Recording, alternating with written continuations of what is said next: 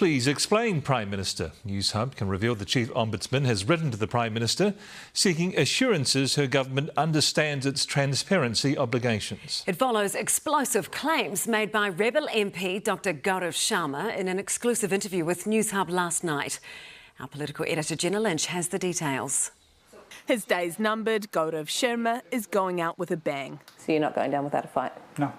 After releasing a secret recording of one of his colleagues and launching more grenades at his party in an exclusive with Newshub, Labour is considering expelling him. This morning, Sharma doubling down, doing a full round of interviews detailing how he was allegedly bullied by Kieran McAnulty and the other Labour whips. They would literally just shout at me and keep shouting for minutes and hours.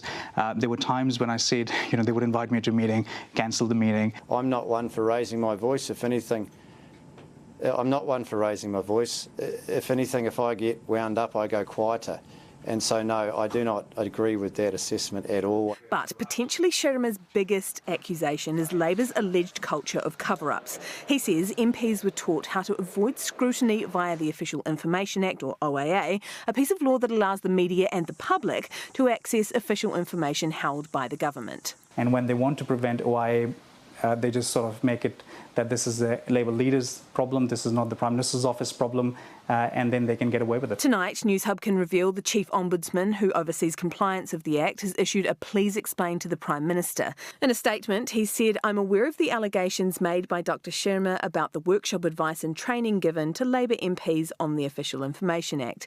I have written to the Prime Minister to seek her assurance that she, along with her ministers, MPs and staff, understand their obligations under the OAA and apply the right processes when handling official information and responding to requests." Sharma claims he has 6 Labour MPs who back him, including one who called him to warn him his fate had been predetermined at Labour's secret pre-caucus hui last Monday. He recorded the 55-minute call and leaked it to Newshub. We've revoiced the MPs' words to protect their identity. I think they want to tread carefully around your wellbeing issues, although Jacinda said, "Oh well, he said to me he's fine."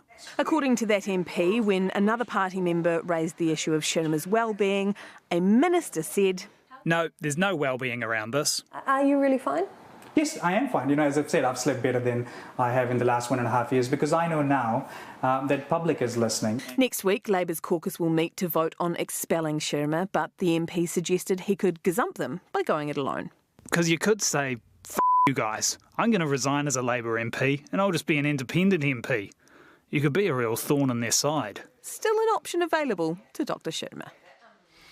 Wow. Well, our political editor Jenna Lynch joins us now. What are the options for Labour here? Do you think the Prime Minister is just going to want to get him out of Parliament altogether? Yes, so it's a little bit tricky because he's an electorate MP. He holds the Hamilton West seat. So the Prime Minister could invoke what's colloquially known as the waka jumping legislation, but that would force a by-election if she kicked him out, and they probably don't want to fight a by-election at this end of the year, this close to an election year, and remind voters of all of this drama. A more favourable option is to just excommunicate him, exile him to the backbench, and hope that without any access to caucus colleagues or caucus conversations, he'll just fade into oblivion.